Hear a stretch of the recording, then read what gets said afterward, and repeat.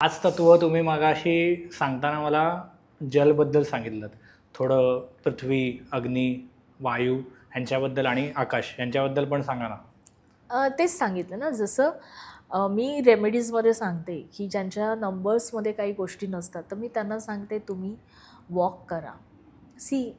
तुम्हाला पैसे खर्च करायला लागले, तत्वानीच दिलं आहे ना.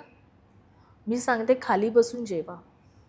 जमीन पूर्वीच्या जर तू ना काही वर्ष पूर्वी गेलास तर खाली बसूनच जेवत होते, कुटुंब एकत्र जेवत होते. आता काय डायनिंग आलं हे ते, तर तुम्ही तुमचे तत्व म्हणजे त्याला डिस्टर्ब केलं.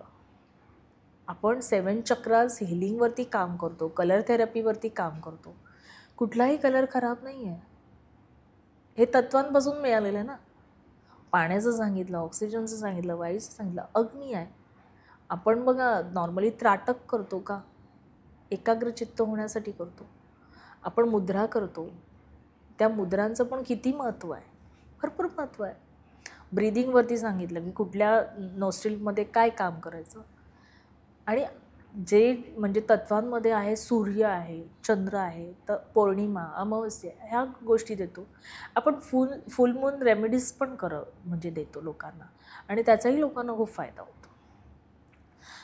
तत्वामध्ये काय आलं, सगळेच आपण सगळे आहोत.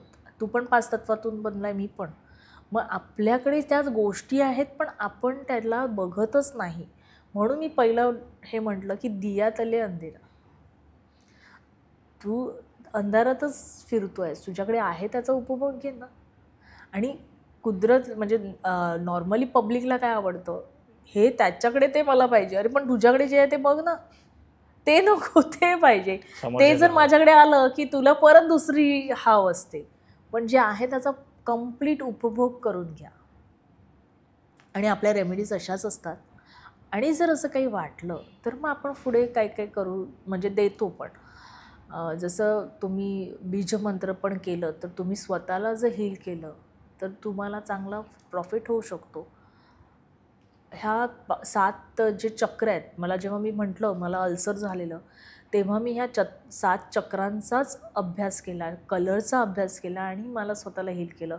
मी सर्जरी केली नाही. हे माझं really thanks for my Maugham and dad. कारण की त्यांनी जे काही पुण्य केलं ना ते आज माझ्या पदरात पडलं आहे. आणि म्हणून मला कधी करावं लागलं नाही सर्जरी. नो डाऊट मला खूप त्रास झालेला. म्हणजे मी डिप्रेशनमध्ये गेलेली लिटरली.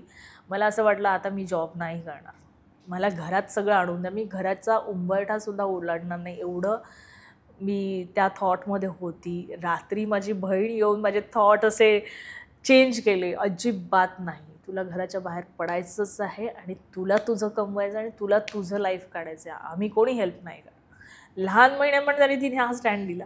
म्हणून हा यार, मग मी परत माझं माइंड चेंज केलं. पॉझिटिव्ह पॉझिटिव्ह असणं खूप गरजेचं आहे. आणि म्हणतात ना कोणी देऊ शकते यार, कोणी देऊ शकतं पॉझिटिव्ह, पण ती देणारी ती व्यक्ती त्या टाईमला असली पाहिजे. आणि तिला जेव्हा कळलं की आपली बहीण एवढी डिप्रेशनमध्ये जाते, ती रात्री आली आणि ती रात्री मला तेवढं हे करून दुसऱ्या दिवशी कामाला पाठवलं.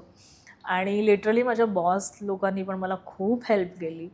इवन माझा स्टाफसुद्धा मला खूप त्यांनी हेल्प केली. सो रिअली आय थँक्स की म्हणजे त्यांच्या सपोर्टने पण मी खूप वरती आले. तुम्ही हा व्हिडिओ इथपर्यंत बघितलात म्हणजे हा नक्की व्हिडिओ तुम्हाला आवडलाय.